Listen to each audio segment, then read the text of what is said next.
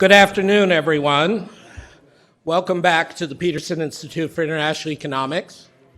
I'm Adam Posen, the Institute's president, and it's my great pleasure today to be host for the book launch for Morris Goldstein's Banking's Final Exam, Stress Testing and Bank Capital Reform.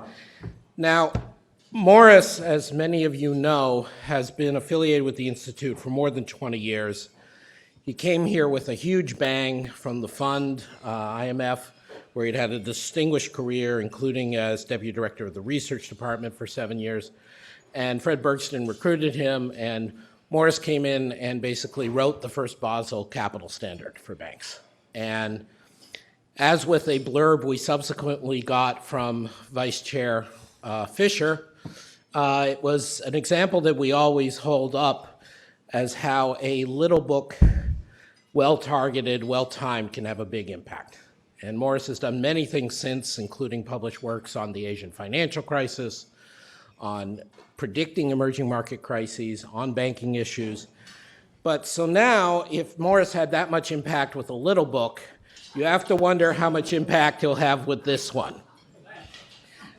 This is, in weight terms, the biggest book we're publishing this year.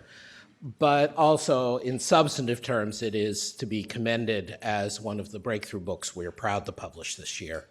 And we're delighted that Morris's family is here with us, and many of them, and many old friends of both Morris and of the Institute. This is a sentimental occasion because, of course, Morris has been working on these issues for much of his professional lifetime, and we are seeing incredible pressures on the world financial system, with it being truly unclear whether you go towards more reform or back. What does that even mean?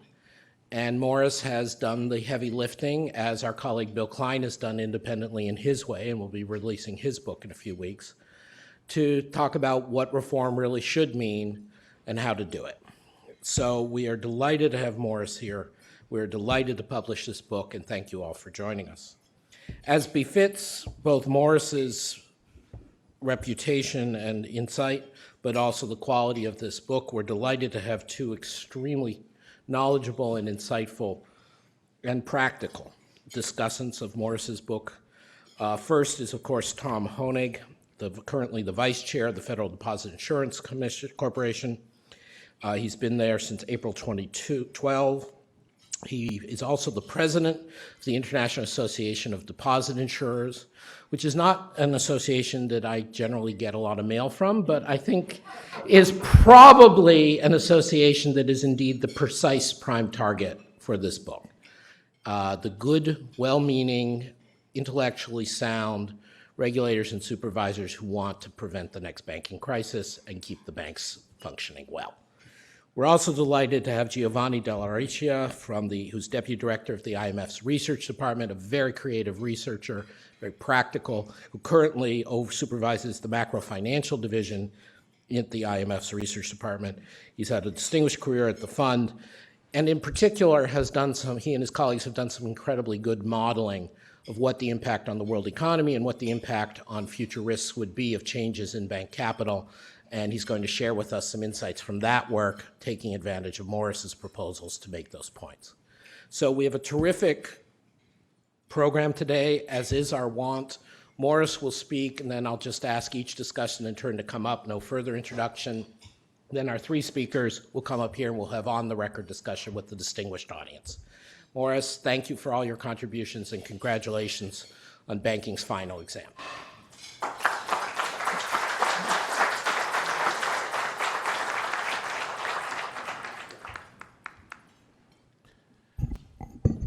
Thank you, Adam. Good afternoon, and thank you all for coming. This is a fat book about a contentious subject in finance.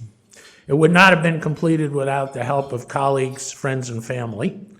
Adam Posen and Mark Nolan lent their wholehearted support to this project right from the beginning, without implicating them in any of the book's policy prescriptions. Stan Fisher, Tim Geithner, Charles Goodhart, Tom Hoenig, and Philip Turner read and commented on two earlier versions of the manuscript. They also put me in contact with specialists who illuminated topics about which I was less familiar. Colleagues both at Peterson and outside offered extremely helpful suggestions on an earlier draft. Anish Taylor provided superb research assistance. Chuck Morris and Kristen Regaher were invaluable in helping me to understand better a host of thorny data issues about U.S. banks. Steve Weissman, Madonna Devarachan, and their colleagues in Peterson's publication department performed their magic in transforming the manuscript into its final form. Last but most important, my family endured the time I spent writing this book with considerable understanding. I say understanding because this was a period during which I had previously pledged to be retired. For anyone who sent a gift at my retirement dinner celebration, I regret to inform you that there will be no refunds, mis-selling or not. Anyway, to and for all of the above, I am most grateful for your help. As the title suggests, my book is about stress testing and bank capital reform. Stress tests are exercises designed to determine whether a bank or group of banks will remain adequately capitalized, even in a severely adverse economic scenario. The most famous stress test, called the Supervisory Capital Assessment Program, or SCAP for short, was conducted by U.S. authorities in May 2009, near the worst of the 2007 to 2009 financial crisis. By now, there is widespread agreement that the scenario results in bank recapitalizations generated by the SCAP marked a critical turning point in that crisis. Further rounds of supervisor-led U.S. stress tests have been conducted annually by the Federal Reserve between 2011 and 16. Similar tests have been conducted in the EU over the same period. I argue that these EU-wide tests taken as a group have been less effective than the U.S. tests. Bank capital is the self-insurance that banks maintain against unexpected losses. There's agreement that the amount and quality of capital that large banks held just before the 2007-2009 crisis was grossly inadequate. In response, bank capital reforms were undertaken domestically via the Dodd-Frank Act of 2010 in the U.S. and internationally via the Basel III Agreement. The central question I address in this book is the following. Given that we now have a regular stress testing regime in place, and given that banks have now met the minimum capital requirements of Dodd-Frank and Basel III, can we be confident that the largest U.S. banks are now safe enough to avoid large taxpayer bailouts in a future severe crisis? I answer that question in the negative. No, the largest U.S. banks are not yet safe enough. Over the next 25 minutes or so, I'll give you a summary of how I get to that conclusion. I will also outline a bold reform program for bank capital and stress testing that would fix the problem without endangering the macro performance of the U.S. economy. Consider what it means to pass a bank stress test. A bank passes the quantitative part of the test if its capital ratio does not fall below a pre-specified minimum ratio called the hurdle rate, not only in the baseline scenario, but also under the more adverse scenarios. The capital hurdle rates in these tests are usually set at the minimum regulatory standard. For example, in the 2016 stress test, known as the Comprehensive Capital Analysis and Review, or CCAR for short, one of the key hurdle rates was 4% for the Tier 1 leverage ratio.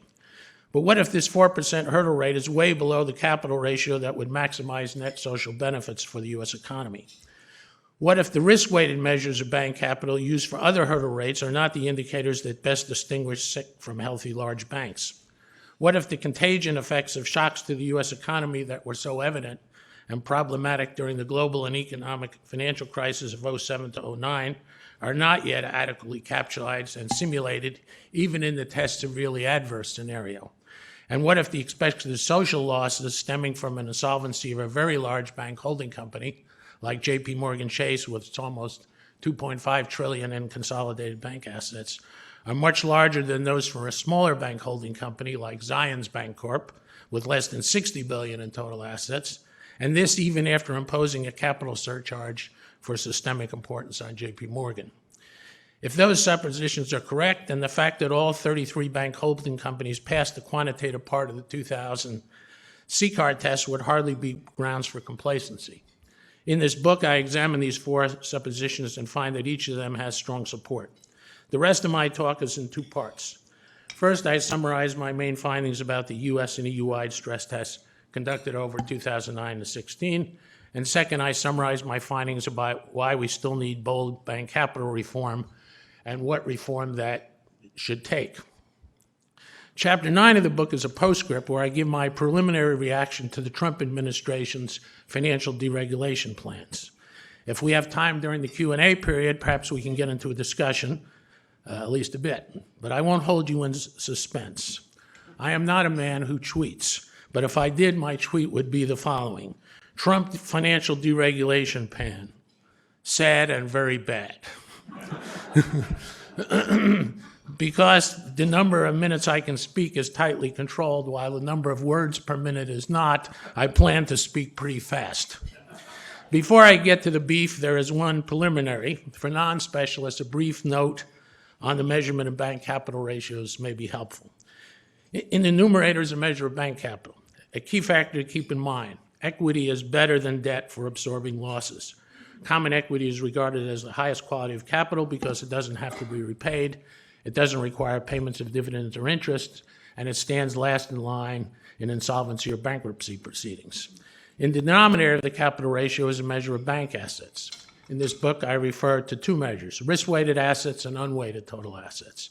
For risk-weighted assets, one is multiplying each category of bank assets by a risk weight and then calculating the weighted average. Risk weights typically fall between 0 and 100%, but can exceed 100% for some very risky assets. For unweighted total assets, there are no risk weights. Each asset is given the same weight. So consider the following simple example. Suppose that a bank has $5 in high-quality capital and two kinds of assets, $50 in cash and $50 in loans to commercial and industrial firms. Its total assets are thus $100. Suppose further that the regulatory risk weight on cash is 0, while that on loans is 100%. Then the bank's risk-weighted assets would be $50, calculated as 0% times $50 of cash plus 100% times $50 of loans. Its risk-weighted capital ratio would then be 10%, $5 of capital in the numerator divided by $50 of risk-weighted assets in the denominator. In contrast, its unweighted capital ratio, known as the leverage ratio, would be only 5%, composed of the same $5 of capital in the numerator, but $100 of total assets in the denominator. In reality, there are huge numbers of regulatory risk weights, including risk weights obtained from the internal models of banks themselves. You might think that the risk-weighted measures of bank assets would almost always be better than the unweighted ones, since there are large differences in default rates among different bank assets. But this is not so.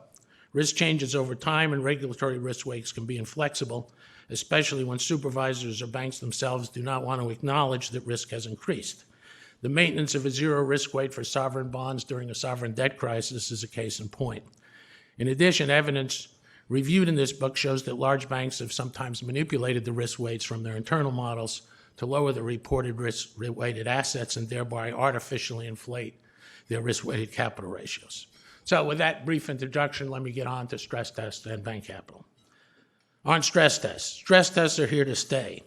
Whereas bank capital requirements are backward-looking and rigid in design, stress tests address tail risk and forward-looking scenarios. These scenarios can be custom-tailored to meet the specifics of a country's risk profile. Whereas the setting of regulatory capital ratios has been heavily dependent on the low historical probability of banking crises, stress tests employ the less demanding but more often revealing standard that adverse risk scenarios have to be severe but plausible. This permits stress tests to consider a wider set of crisis vulnerabilities. Stress tests also provide a simple and understandable metric with which to evaluate the capital adequacy of banks, namely a comparison of what the capital ratio would be under adverse conditions with the capital hurdle rate.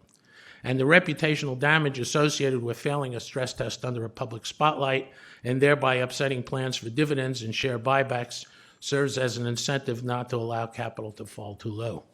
If certain weaknesses of stress tests can be remedied, their influence is likely to increase even further relative to other bank supervisory tools. The most successful stress test over 2009 to 16 was the 2009 SCAP in the US. So far, stress testing has been more successful as a crisis management instrument than as an early warning or crisis prevention mechanism. On the whole, the set of the EU-wide stress tests received poorer reception by markets than the US tests. There are good reasons for the poor reception of the EU tests. They include lack of authority in the 09 or 11 test to compel rather than just recommend recapitalization for undercapitalized banks, a weak supporting crisis management cast, which produced an anemic recovery from the 07 to 09 crisis, outside estimates of shortfalls that were considerably higher than official estimates emanating from the stress tests, likely overstatement of capital ratios as a result of low loan loss provisioning and low credit write-downs, and a failure in the 11 exercise to specify capital targets in terms of absolute amounts rather than a ratio. In addition, a leverage ratio test was not introduced until the 2016 test, thereby allowing large German, French, and Dutch banks with high risk-weighted capital ratios but low leverage ratios to fare much better on the test than they should have.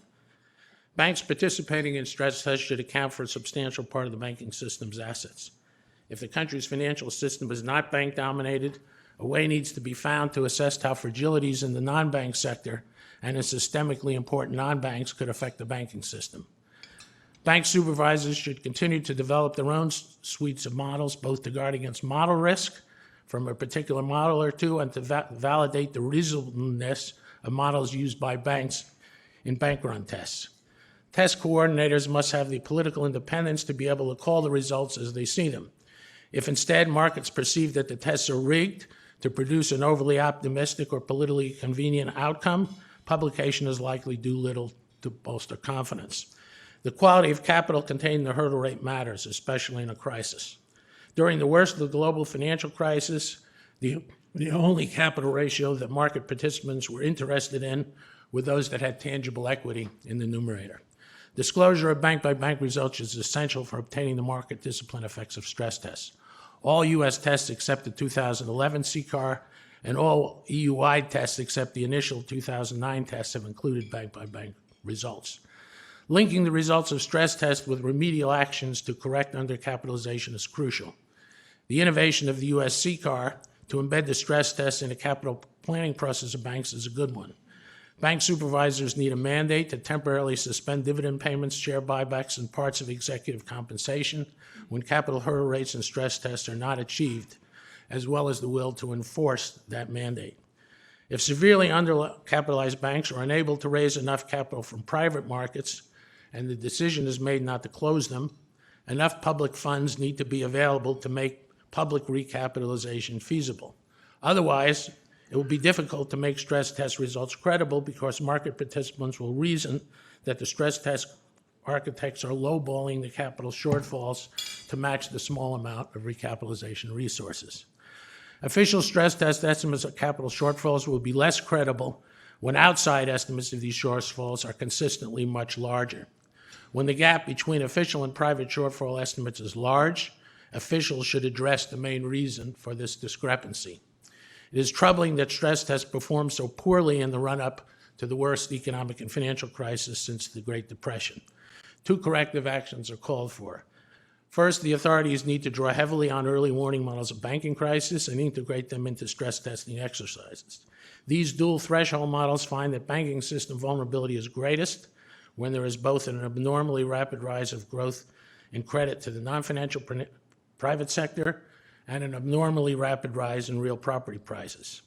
Second, the modeling of the financial sector during a crisis needs to include enough feedback, contagion, and amplification effects that a seemingly moderate shock to the banking system can produce the kind of real economy and bank capital effects observed in a severe crisis. Current stress test models do not incorporate enough elements of the leverage cycle, enough shifts in expectations, enough funding problems, enough fire sales, enough interaction between the bank and non-bank financial sectors, and enough adaptation by agents. These analytical issues are not a technical sideshow. In stress test modeling, they are the main event. Even the most advanced stress testing programs admit that they are in the early stages of dealing with this difficult challenge. Until they get farther, true capital shortfalls are likely to be underestimated. When stress tests indicate that a bank is undercapitalized, the capital target should be expressed in terms of the absolute amount of capital that should be raised. If instead supervisors allow banks to choose how they will achieve the higher capital ratio, there is a good chance the banks will opt to make most of the adjustment by cutting back on loans, engaging in fire sale of assets, and de-risking, all with the aim of reducing risk-weighted assets. The problem is that these methods of lowering the denominator of the capital ratio will not be the low-cost option for the macroeconomy. that will be contractionary. All stress tests should contain a leverage ratio test. Almost all of the largest banks that ran into trouble during the global financial crisis had risk-weighted capital measures that allowed them to be classified as well-capitalized on their last report, while leverage ratios were simultaneously pointing to very thin capital conditions. Tom Hoenig has done a lot of work in highlighting that. The story was similar in Europe. This situation could be avoided in the future by requiring a leverage ratio test. U.S. stress tests have contained a leverage ratio test since 2011. The EU-wide test added only one in 2016. I next move to bank capital reform. None of the approaches to estimating optimal capital ratios is comprehensive on its own to provide a good guide. Better, therefore, to combine the insights from all these approaches to reach a sensible judgment call on the preferred answer. My call is that the optimal weighted average leverage ratio for U.S. banks should be in the neighborhood of 15%, with the 8 G-SIBs in the 14 to 18% range, other large banks with $50 billion or more total assets in 11 to 13%, and small banks at 10%. The consensus in official circles is for a much lower leverage ratio. For U.S. banks, minimum leverage ratios are in the 4 to 6% range. The minimum for Basel III is 3%. Actual leverage ratios for the 8 U.S. G-SIBs in U.S. GAAP terms currently stand at about 8 to 9%. The official consensus is wrong. It underestimates the benefits of higher capital and overestimates the cost. The consensus relies almost exclusively on observed losses incurred by banks, with particular attention rightly devoted to the 07-09 crisis. The consensus ignores counterfactual losses. By counterfactual losses, I mean the losses that banks would have suffered in the global crisis had there not been such a massive and multifaceted array of government interventions. Without those interventions, including widespread government guarantees, public capital injections to banks, and measures to aid the asset-backed securities markets, not just super easy monetary policy and expansionary fiscal policy, bank losses would have surely been much higher. Alan Blinder has done a nice book with Mark Zandi on counterfactual losses. A proper treatment of the counterfactual for U.S. banks will include not only the effect of the U.S. crisis measures, but also those of other G20 governments, since those foreign interventions also help reduce U.S. bank losses. IMF data indicate that observed peak credit write-downs by U.S. banks during the global crisis amounted to more than 8% of their total assets. Counterfactual losses would have been much bigger.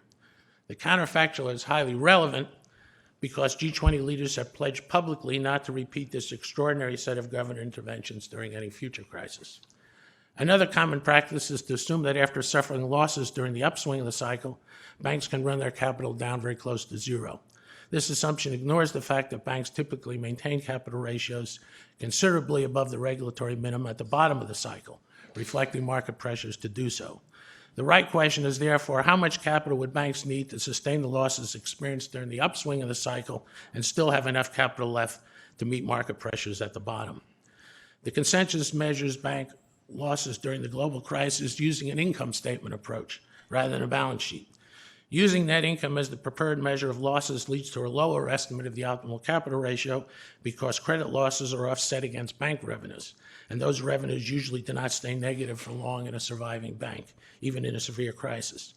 But in severe crisis conditions, when many banks are failing or close to failing, market participants will find it difficult to know which banks will survive long enough to earn those positive revenues over the next year or two. Put in other words, they don't know which banks are going concerns and which are gone concerns. The appropriate assumption for measuring losses during the worst crisis since the Great Depression is to use the balance sheet. The consensus fails to incorporate a key insight. The capital ratio that the economy needs to sustain a healthy rate of bank lending is higher than the capital ratio needed to absorb losses. The consensus assumes that output losses in a crisis are mostly temporary and do not have a large negative effect on potential output. But during the global crisis, the negative effect on potential output in advanced economies was about as large as the effect on actual output. The higher the output cost of a banking crisis, ceteris paribus, the higher the optimal capital ratio. The consensus uses historical databases on the unconditional annual probability of a systemic banking crisis to drive its estimate of the benefits of higher capital ratios. The probability is typically assumed to be in the range of 2 to 5%. With such a low probability, it does not take much capital before the reduction in the probability of a crisis induced by higher capital hits zero. The rub is that the historical probability of a crisis may not be a good guide to future probabilities.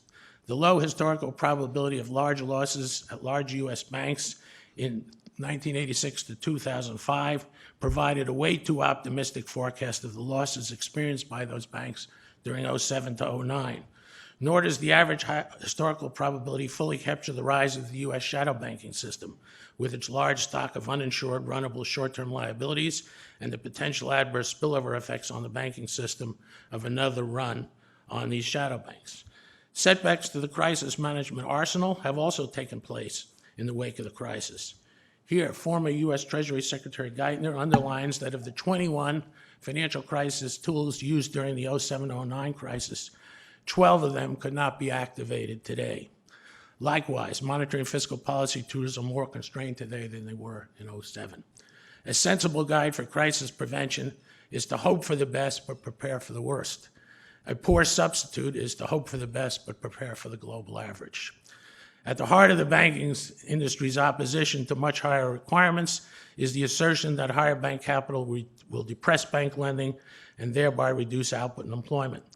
This assertion is increasingly at odds with the best empirical evidence, as well as with the appraisals of senior supervisors. I cannot emphasize this enough. Better capitalized banks lend more, not less, than weakly capitalized ones. The consensus view of the effect of higher capital requirements on banks' overall funding cost sits on shaky ground.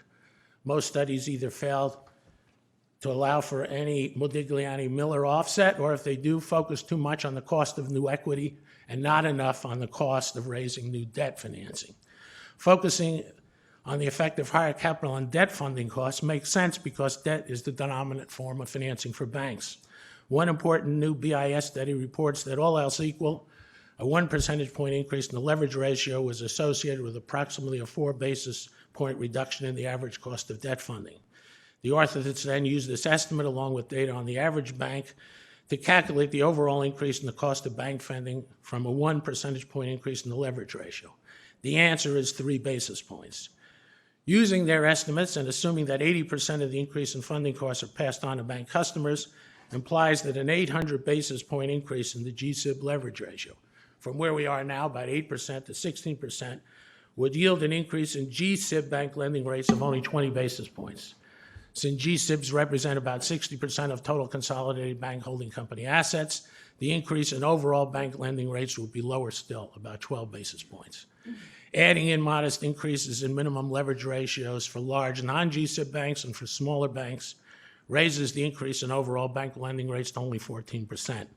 The consensus assumes a much bigger increase.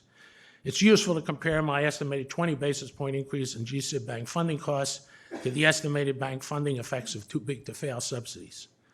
According to the IMF, the annual too-big-to-fail subsidy for U.S. SIBs was roughly 15 basis points in normal periods, rising to 75 basis points for a distressed SIB.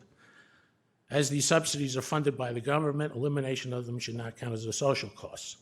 To translate any increase in bank funding costs into increases in bank lending rates, the consensus almost always assumes full pass-through. The argument for doing so is that failure to pass on fully the increase in funding costs would induce resources to leave the banking industry, with adverse consequences for growth. However, beyond a certain threshold, which U.S. and EU financial systems have already passed, a larger banking and a larger financial system becomes a drag on economic growth, not a spur to it. Recent evidence is not kind to the full pass-through assumption. Cicchetti examines the effect of Basel III capital increases using data for 15 large economies. He stresses that contrary to the prediction of the pessimists, there was no ballooning of interest margins.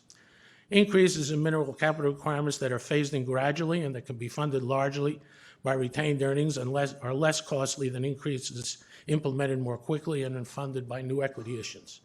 A useful rule of thumb employed by the Fed says that a 100 basis point increase in the U.S. federal funds rate, which after all boosts the entire term structure of interest rates, and as Jerry Stein puts it, gets in all the cracks of the financial system, lowers the lever of real GDP by about 100 basis points after 8 quarters.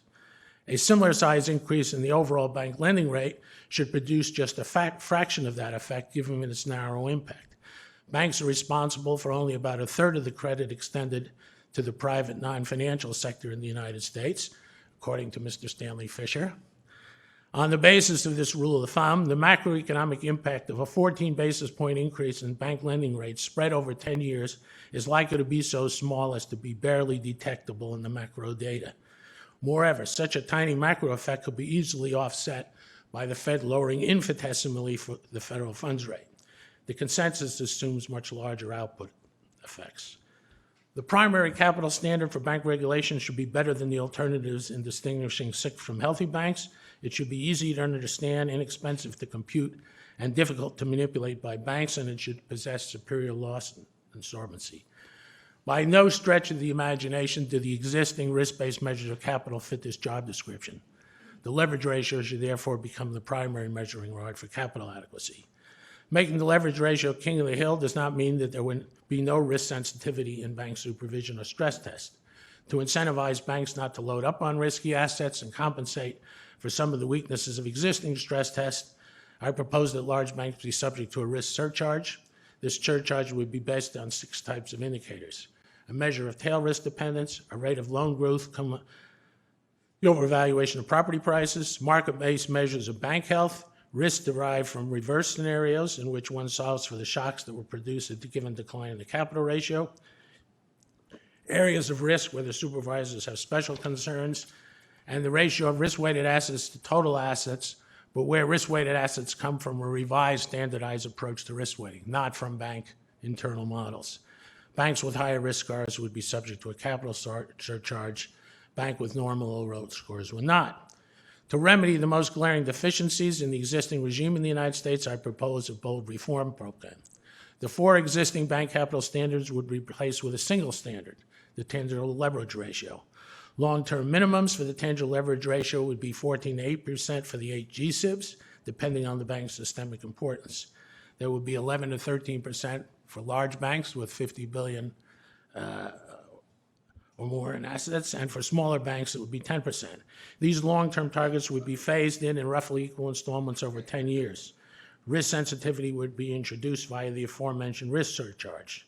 The new leverage minimums would be translated into baseline capital hurdle rates in the CCAR test. This plan has a number of advantages. The plan would deliver a quantum jump in the amount of loss-absorbing, high-quality capital in the largest U.S. banks. The plan's proposed size and pace of capital increases are perfectly consistent with maintaining satisfactory performance.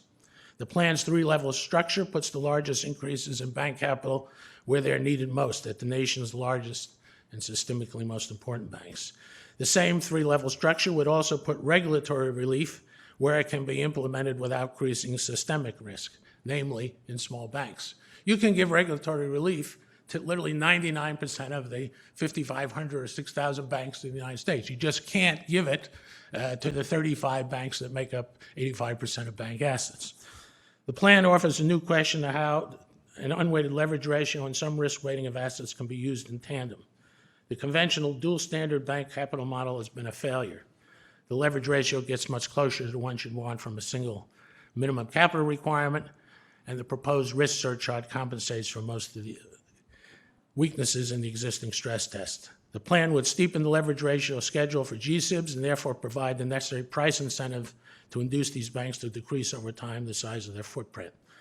The likely objections to the plan are not persuasive. Recent empirical evidence strongly suggests that if the plan were to shrink the size of the largest banks, the banking system, and the financial system as a whole, the results would not be adverse for U.S. macro performance. This is because the United States has already passed the point where, without subsidies, getting bigger generates increasing returns. Of the potential objections, the weightiest one is the heightened capital requirements for banks could induce increased migration to the shadow banking system where regulation is laxer. Even though the size of the cash-like part of the shadow banking system has fallen from its pre-crisis peak, this risk has to be taken seriously. Here I propose a backup contingency initiative to better run-proof the shadow banks. The initiative owes to former Bank of England Governor Mervyn King, who calls it the pawnbroker for all seasons, or PFAST for short. Mervyn was just speaking here about a week ago at our New Yorkos lecture. At the heart of the PFAS is a limit on the amount of short-term liabilities a bank or a shadow bank can issue. These liabilities cannot exceed the sum of reserves held at the central bank, plus the estimated value of haircut-adjusted collateral position with the central bank. This PFAS liquidity reform would be a valuable complement to the higher capital solvency plan outlined in the book. It could replace the liquidity coverage ratio and the net stable funding ratio, which apply only to banks. The G20's total loss absorbing capacity initiative, TLAC for short, also sets higher minimum capital standards for GSIBs. It would add minimum requirements for the sum of contingent convertible bonds and for subordinated debt to the mix. TLAC is not a good substitute for the plan. The minimum leverage ratio for GSIBs under my plan is 14 to 18% versus about 7 to 9% under TLAC. My plan, therefore, provides much greater loss absorbency. Equity already in place is superior to a bond that converts to equity under a set of pre-specified criteria. Setting the trigger for bail-in bonds at the right level is tricky. Pure equity has no trigger issue. It already is equity. Bail-in bonds have a much higher probability than equity of being bailed out in a severe crisis. Ask yourself, which is going to produce the better crisis dynamic? Trying to bail in bondholders in a severe crisis when banks are trying to keep their funding sources from drying up, or having a comfortable equity cushion in place and allowing that cushion to be drawn down to offset losses? For all the additional risk that TLAC brings with it, it is not much cheaper in terms of the effect on overall bank lending rates and the level of real GDP. If the macroeconomic effects of a 14 basis point increase in overall bank lending rates implemented gradually over a decade is barely detectable, the macroeconomic savings from a rate rise smaller than that under TLAC would be virtually invisible. TLAC is penny wise and pound foolish. Let me stop here.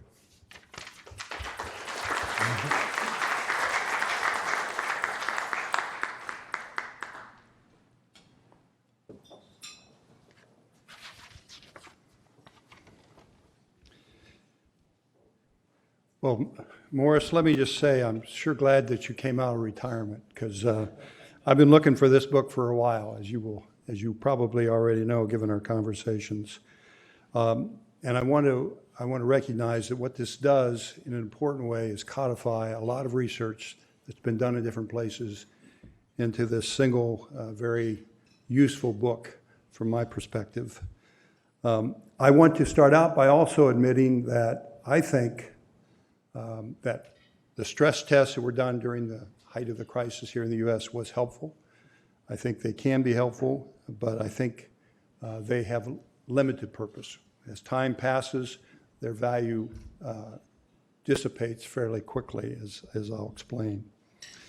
And the way I best describe that, I think, is I've come to say from time to time, perhaps somewhat in jest and somewhat cynically perhaps, that Basel has become a game to be played, not a rule to follow.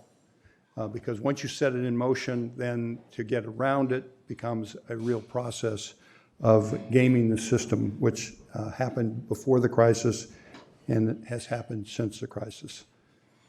I think it's both important that we look at Morris's proposal, because finding a remedy to the weaknesses in both regulatory capital measurements and stress testing are absolutely essential if we're going to maintain a system that can withstand the next shock. I remind you that when entering this last financial crisis, our largest banks had only 3% tangible equity capital. Their losses in TARP were over 6%, and thus necessitated a larger bailout. And the bailout was far larger than the TARP would represent, if you look at the amount of liquidity that had to be poured into the system from various sources at both the Federal Reserve and the FDIC, for example, here in the United States. Today, based on a capital index that uses international standards that Morris's book refers to, the same firms have only 6% tangible equity, and therefore probably would need another bailout, because it would dissipate their capital, and who has confidence in something that isn't negative but is still zero? I think we would have a major problem on our hands even today. I think it's also important that when you think about it, the amount of support was over $3 trillion. Incredible amounts of support. And also recognize that in a capitalistic system, failure is inevitable. We will have failure again. We cannot prevent them, but we can take steps to reduce the probability of defaults and the contagion effects that precipitate bailouts, but requiring more owner tangible equity, and that be put at risk rather than debt or the government backstop. This value of equity has been proven time and time again in markets. Morris points out that, and he points out well, the significant variation in the risk weighting and risk weight densities of assets within and across jurisdictions. Also, many banks at the time, and many still today, show wide disparity between their risk-weighted capital ratios and the leverage ratio as they push to get leverage up. He makes it clear that during the crisis, rather than these inevitable measures, the market looked to the measure of tangible equity capital.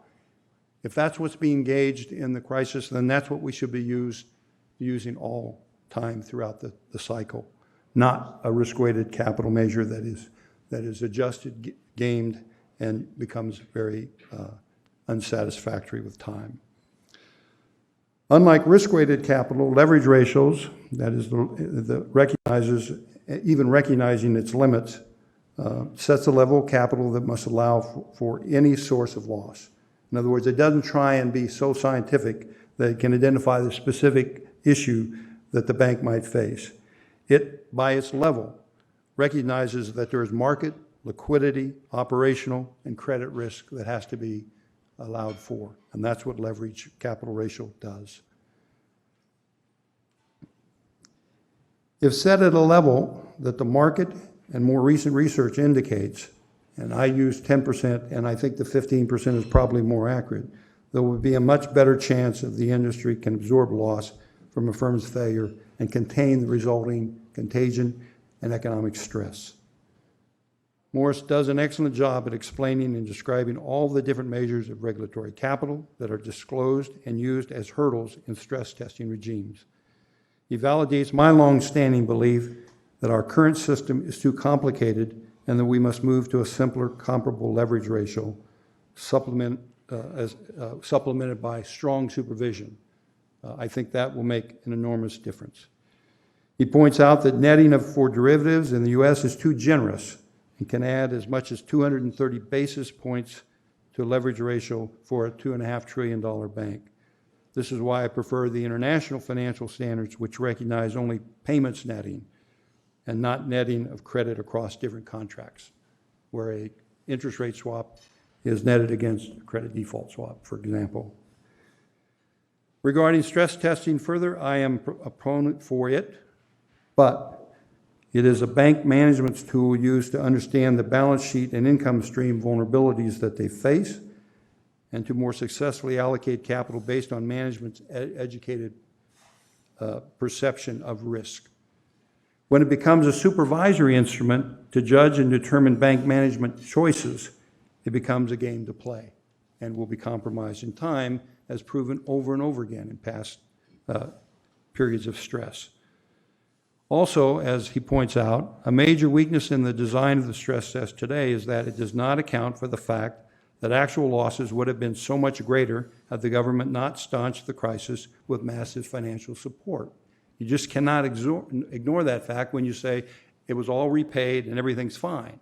It would not have been without that, and we'll repeat it again if we don't get the capital levels up in these institutions. Additionally, a stress test is not useful if the hurdles that are set are too low or based on risk-based ratios that are subject to manipulation. Indeed, the stress tests themselves eventually become an academic exercise rather than a gauge of safety, soundness, and financial stability. It is a nice idea in concept and theory, but in practice, it tends to fail as time passes. Regulators should not be designing and forcing scenarios upon banks. This approach has the same inherent weakness and ineffectiveness as pre-weighting assets under the risk-weighted proposal. Management should do that. We have a supervisory process which itself has to be strengthened to judge the effectiveness of their scenario testing and their capital positions subject to those tests. We can do that, I think, systematically.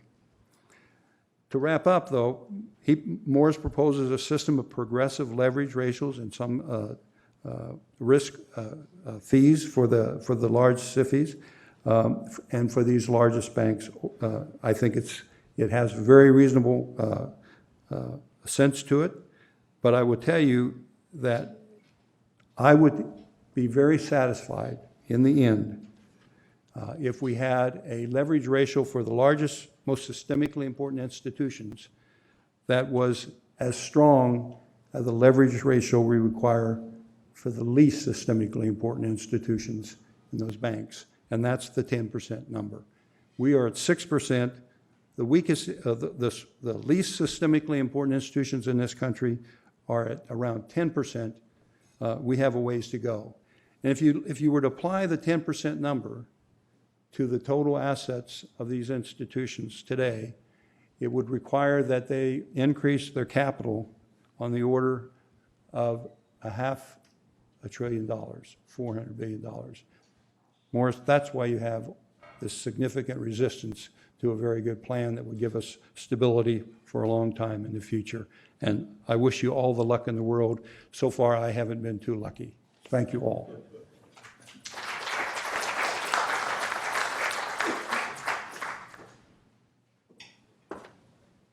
Thanks for the invitation. I'll have a few slides. I'm probably more of a nerd than the two previous speakers, so I have a hard time speaking without a chart on a screen. This is a great book. Let me see if it's timely. Morris mentioned all the pressures that are coming to bear on the recent regulatory reforms. And I have to say, I agree with most of its recommendations. By the way, these are my remarks, not those of the IMF, please. And yet I have to do my job as a discussant and find a few points in which I can at least disagree partially, at least play devil's advocate. So I want to focus in particular on the proposals on the level and the use of leverage ratios relative to the current regulatory framework. And to do that, so one first reflection is, should we think about capital as sufficient to avoid the crisis absent any kind of policy response? And I think Morris sets this question in the right way, and in terms of, based on the stated purpose of the current regulatory framework, that should be the standard. We put a lot of strings on the ability of authorities to bail out the financial sector. And so the level of capital required in the case of a crisis should be higher than even what we have seen in past crises. But more generally, I think that we should reflect on whether we are positioning the system at the right point on a trade-off between the implicit cost in terms of moral hazard and risk shifting associated with the expectation of bailouts, and the cost in terms of spillovers into the real economy that are associated with bail-ins. And let me show you a picture about the potential moral hazard. These are the CDS spreads of major US banks in the run-up to the crisis. And as you see, until the fall of 2007, there is essentially no variation across banks that perform very differently when the storm came. So the ability of the market to discipline banks ex ante, even absent an expectation of bailouts, is at least to be questioned. Unless you believe that the difference between, say, JP Morgan and Citigroup emerge all on their behavior between September of 2007 and the mid of 2008, which is, I think, is a hard proposition to prove. Now, one could say, well, the spreads were compressed exactly because people expected a bailout of the weakest institutions. But if you look at what happened to these spreads in 2008, you'll see that that's, again, is a proposition that you cannot support with the data. So from the point of view of moral hazard associated with the public intervention, it's not obvious on the point of risk-taking that there is a big effect. I think that there is much better evidence that there is a large effect on the ability of this institution to lever up. And because of that, I think that Morris' point on leverage ratio is spot on. So higher capital and arguably TLAC, and I'll suspend judgment on that. I have a job that I need to keep. Reduce, are supposed to reduce spillovers. If you hit equity holders, hopefully they are not as levered as other institutions, and so if there is a loss, there will be a much smaller multiplier in terms of the effects on the real economy. And at the same time, there is a little bit of a Lucas critique that Morris' proposal is exposed to. Once you have banks with much higher capital, they will tend to take less risk, and so maybe we are underestimating the benefits of increasing capital just a little bit. So the evidence on costs of higher capital is rather inconclusive. You can divide the literature in two big branches. One essentially relies on general equilibrium models that are calibrated, and based on those models, the cost of capital for the real economy is essentially zero. Or it's very, very close to zero and could be offset through monetary policy.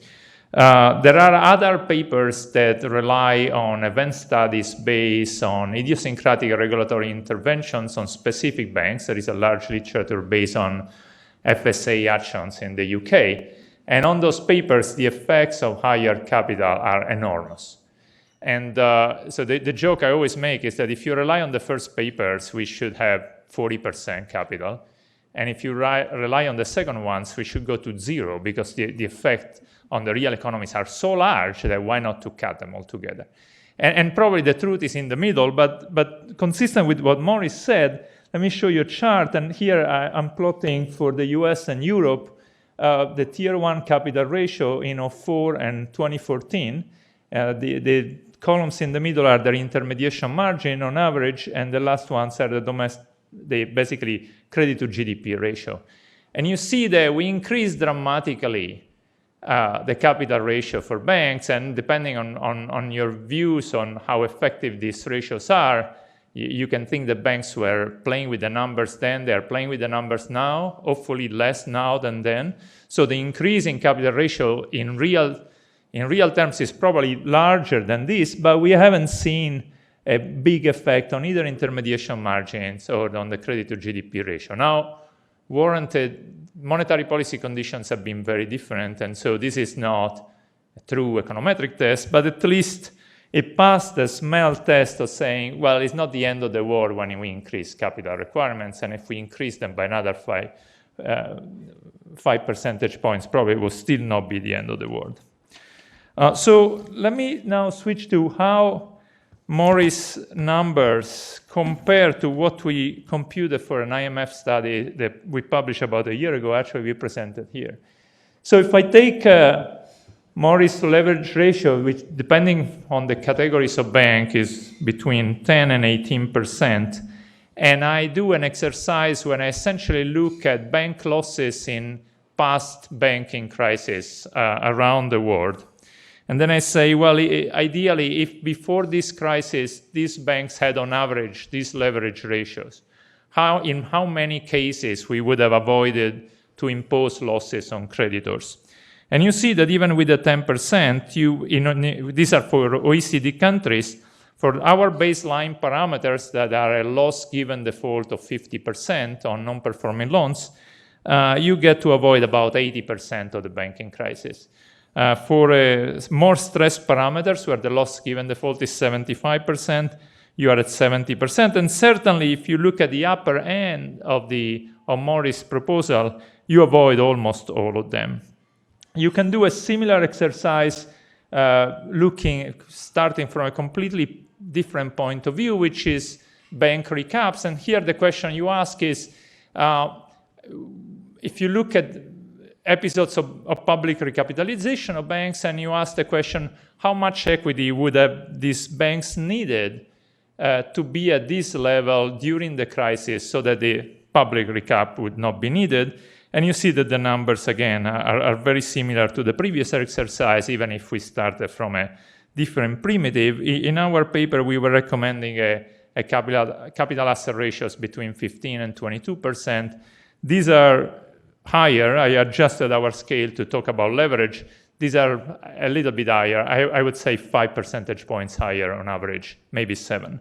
But the ballpark is very similar. So from the point of view of the OECD, these are numbers that, at least based on historical averages, would indeed shield the banking system from the vast majority of shocks. So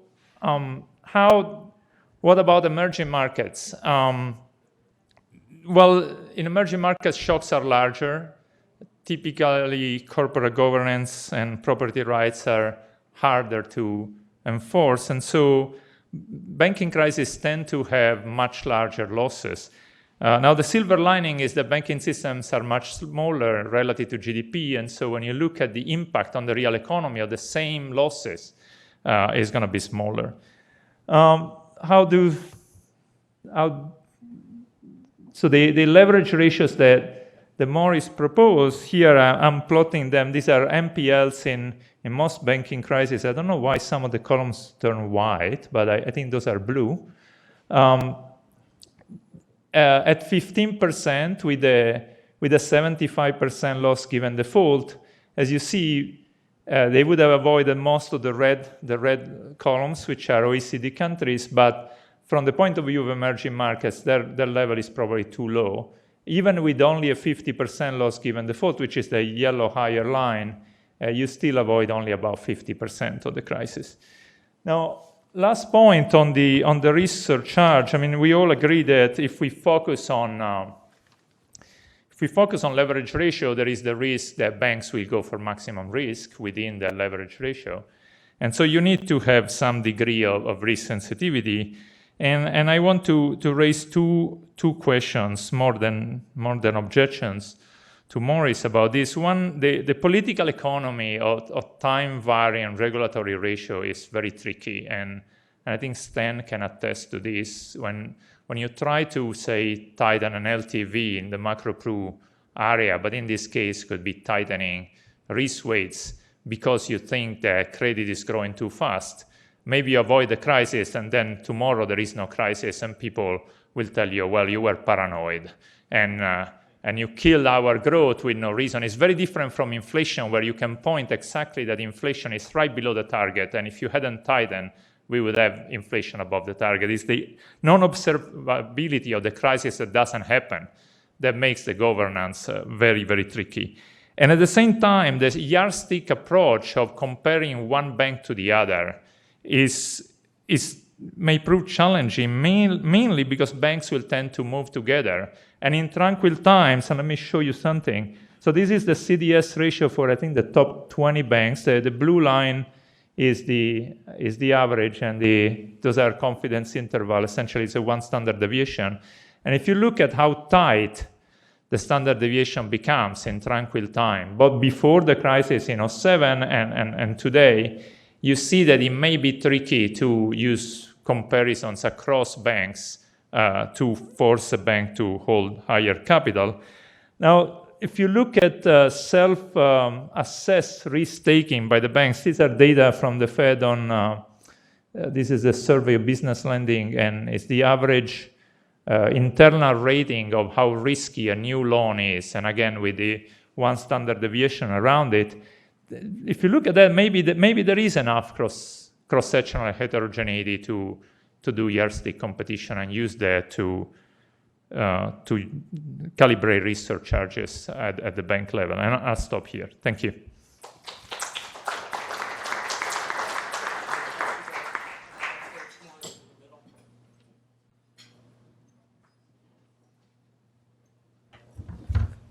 Thank you very much, Giovanni. Thank you very much, Tom.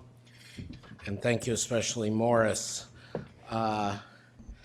Amidst all the technical discussion and the charts and the use of jargon, which was admirably minimized, the bottom line that all three of our speakers said, the current capital arrangements are not sufficiently safe for the big banks, was pretty clear. Regulatory fatigue and whoever's in Congress, that's something people have to face up to. So, Morris, as you get mic'd up, is there anything you would like to say in direct response to the questions or comments from your discussants? Thanks, Adam. Well, I want to thank Tom and Giovanni for those very thoughtful comments. I mean, they're really very helpful. Let me just be brief, but address a few of them. Tom and I have been strong adherents of higher capital for some time, so it's not so surprising that we agree on probably 90% of what the reform plan ought to look like. I think Tom has a plan that came out after I wrote the book in March, a revision which lays out things, and I commend it to you to look at. So on most of the things, we're pretty much on the same wavelength. Two places we differ, I would say. One, Tom is not a fan of stress testing for regulatory purposes, and I wouldn't say I'm a fan, but I'd say I think it's very useful, warts and all. I mean, I spent a lot of time explaining in the book how I think it can be improved, but to not use it, I think, is a mistake, because I think it has a lot of advantages that you won't get just out of the bank, the Basel ratios. One of the things that I think have been most useful for it is that it has tied the decisions on capitalization to dividends and share buybacks. The big problem you have, even when banks are profitable, is they give all this stuff, all this stuff back in terms of dividends and share